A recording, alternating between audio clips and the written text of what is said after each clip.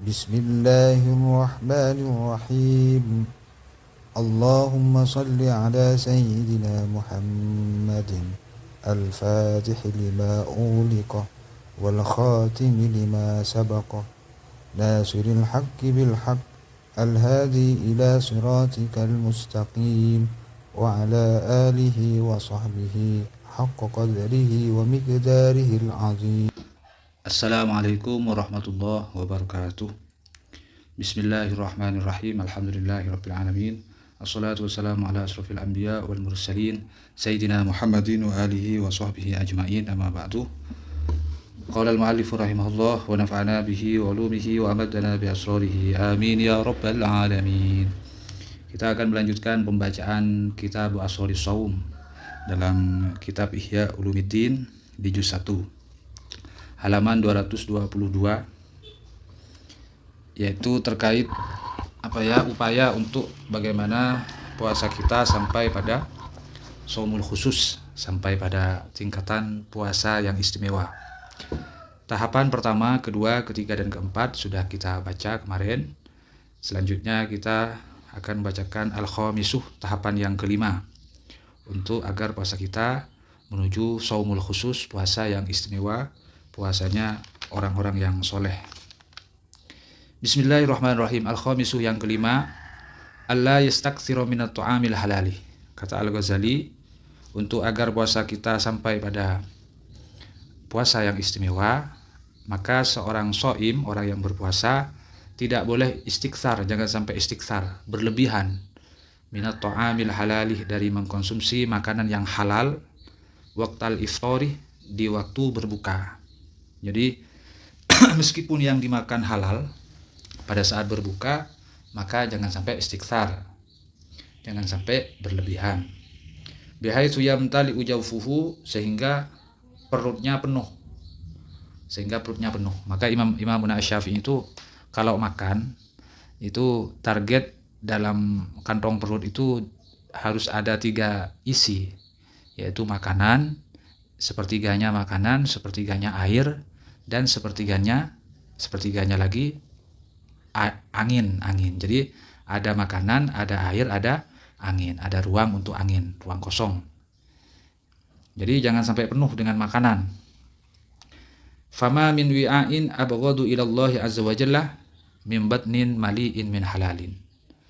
Maka tidak ada dari suatu wadah ataupun keranjang yang paling dibenci, abghadu ila Allah, yang paling dibenci oleh Allah, min batnin, daripada perut, mali'in, yang penuh, min halalin, dari makanan yang halal. Jadi perut ini kalau penuh dengan makanan meskipun halal, Allah itu paling dibenci oleh Allah. Makanya jangan sampai penuh. Kalau orang soleh itu kalau makan berhenti sebelum kenyang. Wa kaifa yustafaduh, dan bagaimana bisa diambil faidah, minas shaumi, dari suatu puasa. Qahru aduwillahi, memerangi ataupun menjajah musuh Allah. Wa kasri syahwati, dan memecahkan syahwat. Idza tadaraka, bila dapat mencapai, ataupun bila dapat mencapai as-shaimu, siapa orang yang berpuasa, inda fitrihi, di saat berbukanya shaim, mencapai ma, terhadap sesuatu, fatah, yang telah mengosongkan nilai mahu terhadap shaim, dhahwatan naharihi, di awal paginya si shaim tadi. Bagaimana bisa diambil faidah? Katanya puasa qahru aduwillah, memerangi musuh Allah. Dengan puasa katanya kasru syahwah, ingin memecahkan syahwat. Bagaimana mungkin diambil faidah? Dari itu, bila seorang yang berpuasa, ketika ia berbuka, justru yang diperoleh, yang dimakan, yang dikonsumsi ialah sesuatu yang menghilangkan nilai daripada puasa itu sendiri. Mulai dari awal siangnya, bahkan warubama yazidu alaihi fi alwanit ta'am. Dan terkadang juga seorang shaim, orang yang berpuasa itu selalu menambah berbagai macam makanan yang dikumpulkan. Hatta stamarrat, sehingga menjadi menetap al-adatu, kebiasaan, bi an tadakhkharah, yakni masuklah jami'ul at'imah, semua berbagai macam makanan, li Ramadhanah, untuk kebutuhan Ramadan, kata dia. Kemudian fayukalu, maka dimakanlah minal at'imati, dari berbagai macam makanan, fihi, di dalam Ramadan itu apa? Ma la yukalu, yaitu makanan yang tidak pernah dimakan fi iddati ashhurin, di beberapa bulan yang lain. Sehingga saking ambisiusnya mengumpulkan berbagai macam makanan untuk berbuka, sehingga menjadi adah, menjadi tradisi, kebiasaan. Di saat Ramadan ia kumpulkan berbagai macam makanan, kemudian dimakan, sehingga apa yang ia makan itu saking ambisiusnya itu adalah makanan yang tidak pernah dimakan di luar Ramadan, di bulan-bulan yang lain, di selain Ramadan. Maka ini menghilangkan mutu daripada puasa itu sendiri. Wa ma'lumun, dan telah diketahui, anna maqsuda shaumi, sesungguhnya tujuan puasa itu adalah al-khawa'u, mengosongkan perut, wa kasrul hawa, dan memecahkan ambisi, keinginan, li taqwan nafsi, untuk menjaga hati, ala taqwa, atas ketakwaan. Jadi tujuan puasa itu adalah al-khawa, mengosongkan perut, kasrul hawa, memecahkan keinginan-keinginan nafsu, untuk agar hati ini terjaga, sehingga di hati ini hanya ada takwa kepada Allah. Wa idza dufi'atil ma'idah min dahwati naharin ilal isya'i hatta hajat syahwatuha. Ketika maidah ini ketika maidah ini dibiarkan, dimanja, min dahwati naharin, mulai dari awal siang, ilal isya'i, hingga malam, hatta hajat syahwatuha, sehingga syahwatnya itu meningkat, syahwatnya si nafsu tadi, syahwatnya maidah tadi meningkat, wa qawiyat rubatuha, kemudian keinginannya nafsu tersebut juga menjadi kuat, volumenya bertambah, minal kemudian suma'ut imat, kemudian maidah tersebut dimasuki makanan lagi, minal ladzati, dari beberapa makanan yang enak-enak, kemudian wa ashba'at, dan menjadi kenyang, zadat ladzatuha, bertambahlah terus lazatnya si nafsu ataupun maidah tadi, wa tadha'afat quwwatuha, berlipat-lipat volume kekuatannya, wa ba'asa minasyahwati, dan bangkitlah dari beberapa syahwat itu, ma'asaha, sesuatu yang dapat mengeraskan, menjadikan syahwat ataupun nafsu tersebut menjadi semakin keras. Kanat raqidatan, bahkan semakin kokoh, lau turikat, ketika dibiarkan, ala adatiha, atas kebiasaannya. Jadi akan dikalahkan, nanti kita akan dijajah, bukan kita yang mengendalikan nafsu, nanti justru kita akan terjajah oleh nafsu kita sendiri kalau kita membiarkan keinginan-keinginan itu, syahwat-syahwat.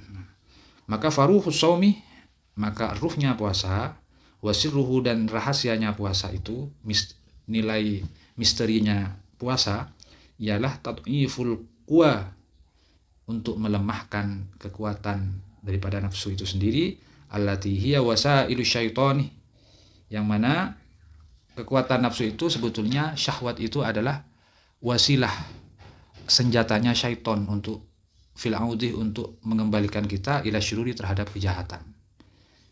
Ruhnya puasa itu untuk melemahkan kekuatan-kekuatan itu sebetulnya, bukan justru menguatkan. Wala yahsulu dzalika, dan tidak akan berhasil semua itu, yaitu tujuan puasa, eksistensi puasa, hakikat puasa, illa bitaqlili, kecuali dengan mengurangi, tidak memperbanyak, mengurangi mengkonsumsi makanan yang halal. Wa huwa ayyakula uklatahu, si shaim memakan makanannya, allati kana yakuluha kullalailatin, yaitu mengkonsumsi makanan yang biasa ia makan setiap malam, laulam yasum, seandainya ia tidak sedang berpuasa. Jadi yang dimakan ya yang biasa-biasa, yang biasa dikonsumsi setiap malam di luar Ramadan. Fama idza jama'a ma kana yaqulu dahwatan, maka bila seorang shaim, orang yang berpuasa, mengumpulkan sesuatu yang akan ia makan, dikumpulkan dahwatan mulai dari awal siang, ila ma kana yaqulu lailan, hingga mengumpulkan makanan yang akan dimakan di waktu malam, fala yantafi bisaumihi, maka ia tidak akan dapat mengambil manfaat bisaumihi, dengan puasanya. Jadi diambil biasa-biasa saja, jangan berlebihan. Bal, akan tetapi, kata Al-Ghazali, mi'al adabi alla yuksiran nauma bin nahari, akan tetapi sebagian dari adab seorang yang berpuasa ialah tidak memperbanyak tidur bin nahari, di waktu siang, hatta yahussa bil ju'i wal atshi, sehingga ia dapat merasakan bagaimana lapar itu rasanya, bagaimana lapar dan haus itu. Jadi Kalau siang jangan banyak tidur. Wa yastash'iru du'fal quwa, dan sehingga ia dapat merasakan juga lemahnya kekuatan nafsunya. Ketika seorang shaim mengurangi makan, mengurangi tidur di waktu siang, kemudian ia merasakan berbukanya tidak berlebihan. Ketika makan di waktu malam tidak berlebihan, kemudian di waktu siangnya mengurangi tidur, sehingga ia dapat merasakan bagaimana rasanya lapar dan haus, dan ia dapat merasakan lemahnya nafsunya itu. Maka ketika itu fayasfu inda dzalika qalbuhu, hatinya akan bersih, kata Al-Ghazali. Hatinya akan bersih. Wa yastadimu, dan ia akan berupaya istiqomah fi kulli latin, di setiap malam, qadran minad du'fi, mencapai kadar dari kelemahan nafsu, sehingga ketika syahwat nafsunya lemah, hatta yakhiffa alaihi tahajjuduhu wa auraduhu, ketika malam itu tahajudnya mudah, wiridnya juga mudah, ibadah malamnya itu mudah, tidak berat, karena sudah tirakat, sudah sederhana, sudah terlatih sederhana, tidak berlebih-lebihan. Fa'asa syaitanu alla yahuma ala qalbihi, maka hampir syaitan itu, kata Al-Ghazali, maka setan itu nanti akan mendekati, tidak akan menguasai ataupun bersemayam ala qalbihi, di hatinya seorang yang berpuasa tadi. Ketika setan sudah tidak kerasan bersemayam di hatinya, maka fayanzur ila malakutis samai, maka si shaim tadi, orang yang berpuasa tadi, ia akan mampu mendapatkan kemampuan untuk melihat malakutus samawat, alam-alam yang sulit untuk dilihat. Walailatul qadri ibaratun an lailati allati yankashu fiha syai'un minal malakut. Lailatul Qadar, malam Lailatul Qadar itu adalah ibarah, istilah anil lailati, dari suatu malam, allati yankashu fiha syai'un, ibarah dan istilah dari suatu malam yang terbuka di malam itu sesuatu minal malakutih, dari alam malakut, akan terbuka nanti, tersingkap pada malam itu. Wa huwal muradu biqaulihi ta'ala, dan itu yang digandaki oleh firman Allah, inna anzalnahu fi lailatul qadar. Wa man ja'ala baina qalbihi, dan siapa yang menjadikan antara hatinya, wa baina sadri, dan antara dadanya, apa? Mikhlatan minat ta'ami, keranjang wadah dari makanan. Antara hati dan dadanya terdapat keranjang yang disiapkan untuk diisi makanan yang sebanyak-banyaknya. Maka orang yang seperti itu meletakkan keranjang ataupun wadah untuk dipenuhi dengan makanan antara hati dan saudaranya, maka fahuwa anhu mahjubun, maka hamba tersebut akan mahjub, terhalang dari melihat syai', sesuatu dalam alamul malakut tadi. Wa man akhla ma'idatahu fala yakfihi dzalika li raf'il hijab, dan orang yang dapat mengosongkan perutnya pun, ia tidak akan cukup meraih hal itu, li raf'il hijabi, untuk menuju terangkatnya hijab, malam yukhli himmatahu min ghairillahi azza wa jalla, selagi ia tidak mengosongkan himmahnya dari selain Allah. Jadi mengosongkan perut itu pun gak cukup untuk dapat raf'ul hijab, terbuka hijabnya, sehingga bisa melihat sesuatu dalam alamul malakut. Tapi harus juga ia mampu mengosongkan himmahnya, keinginan-keinginannya, ambisi-ambisinya yang tidak ada hubungannya sama sekali dengan Allah, itu dibuang juga itu. Wadzalika huwal amru kulluh, dan ini adalah tujuan yang sepenuhnya. Wa mabda'u jami'i dzalika taqlilut ta'ami, dan permulaan untuk mencapai semua itu adalah taqlilut ta'ami, mengurangi makanan.